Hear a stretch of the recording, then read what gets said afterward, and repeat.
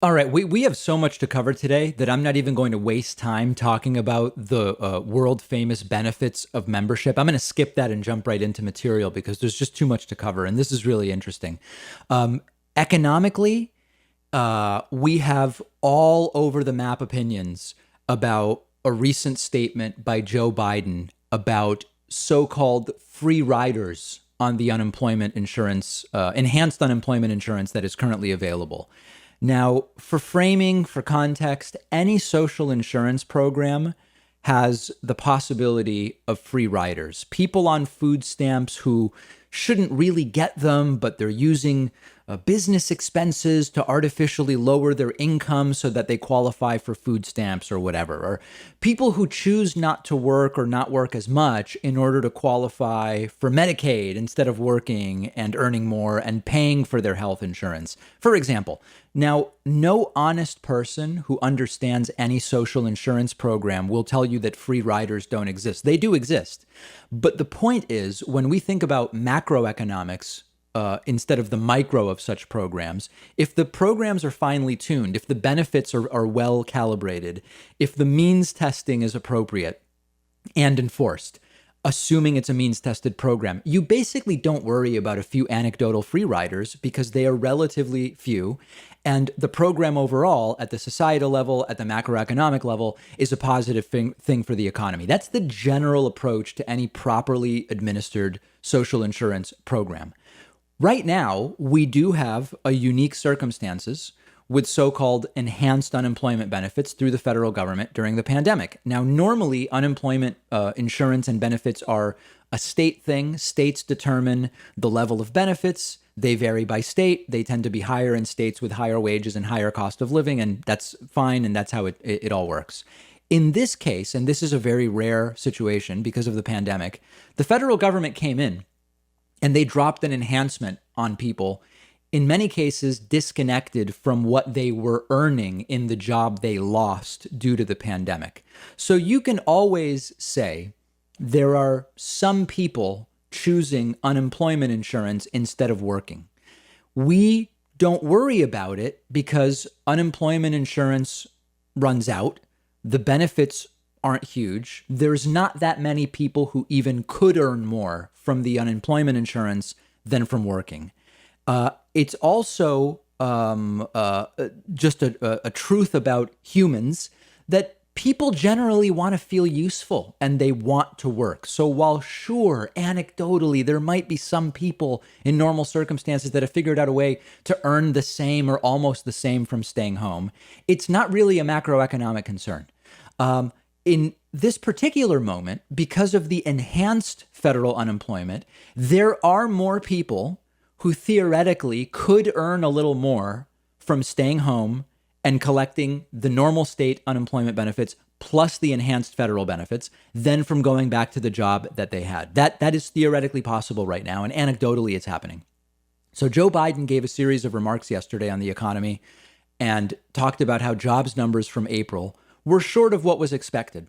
And one reason that's being cited is that because of this enhanced unemployment, there are more people than usual turning down jobs so that they can stay home and collect that sweet, sweet enhanced unemployment. So Joe Biden says he's going to deal with that. Let's take a listen.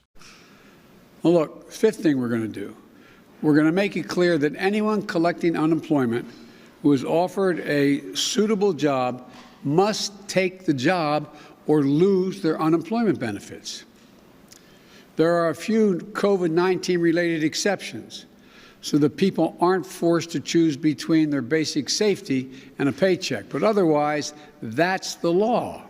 Now, there are already a ton of things to talk about here. First of all, as Joe Biden says, this is already the law. All of these unemployment systems in each state, sometimes it's by phone, sometimes it's online, there's different ways that it's done.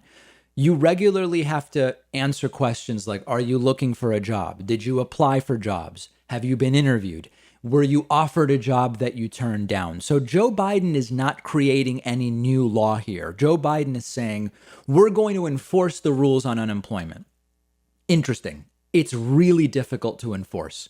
People are self-reporting. There's relatively little confirmation or oversight.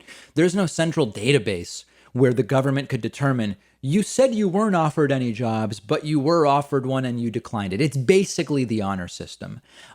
So this is really just kind of like a message from Joe Biden. I don't really know how much will be done as a result of it, but let's listen to a little bit more. I know there's been a lot of discussion since Friday's report, that people are being paid to stay home rather than go to work. Well, we don't see much evidence of that. That is a major factor. We don't see that. Look, it's easy to say the line has been, because of the generous unemployment benefits, that it's a major factor in labor shortages. Americans want to work. Americans want to work. As my dad used to say, a job's about a lot more than a paycheck. It's about your dignity, your place in the community, being able to look your kid in the eye and say everything's going to be okay. I think the people who claim Americans won't work, even if they find a good and fair opportunity, underestimate the American people. So we'll insist that the law is followed with respect to benefits, but we're not going to turn our backs on our fellow Americans.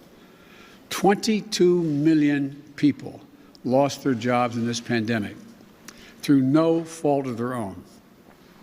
They lost their jobs to a virus and to a government that bungled its response to the crisis and failed to protect them. We still have 8 million fewer jobs than we did when the pandemic started. Okay, so you get the idea. So there have been two reactions to this. One reaction has been, great, get these freeloaders off of unemployment.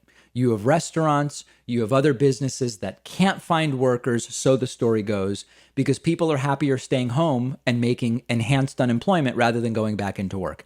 The reality is this is statistically rare. It's possible because of enhanced unemployment. There are anecdotes about it.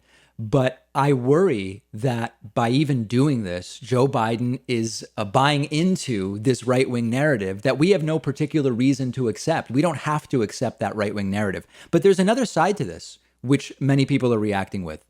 If the wages are so low at these jobs that you do make more staying home on unemployment, isn't that a sign that maybe the wages are too low? Raise the wages in order to attract employees. Now, remember, this is not normally as much of an issue when there is not the enhanced unemployment. This is really a transient issue. Enhanced unemployment from the federal government is going to be ending in all likelihood later this year. But what does it say about the wages being paid? Another practical difficulty is Biden says, you can't turn down a suitable job and continue to collect unemployment. Who determines if it's suitable? If you lost a job making $65,000 and you're offered one making $13 an hour, is that suitable? Do you lose unemployment benefits if you don't accept that job? So I think that this is basically unenforceable. I'm curious to see what enforcement there will be. I think enhanced unemployment is going to end before there's any real enforcement. And much of the problem is that I see Joe Biden, by doing this, as playing into a Republican criticism, which is barely valid. Again, any social insurance program, anecdotally, you can find instances of anything. The question is, at a macro level, is that actually a drag on the program? Enhanced unemployment has been a huge saving grace for so many people. And my concern is Biden's just buying into it too much, and it's not really the problem that Republicans claim it to be. Let me know what you think. If you ever feel like you just don't have enough time to read all the books you want to read, you have to check out one of my favorite apps called Blinkist. Blinkist takes thousands of popular nonfiction books and distills each one down into an ebook or audiobook that you can get through in just 15 minutes, where you're getting all the key takeaways from the book. Just imagine how you'll be able to expand your horizons and knowledge by being able to soak up all of the important insights from 10 different books in an afternoon.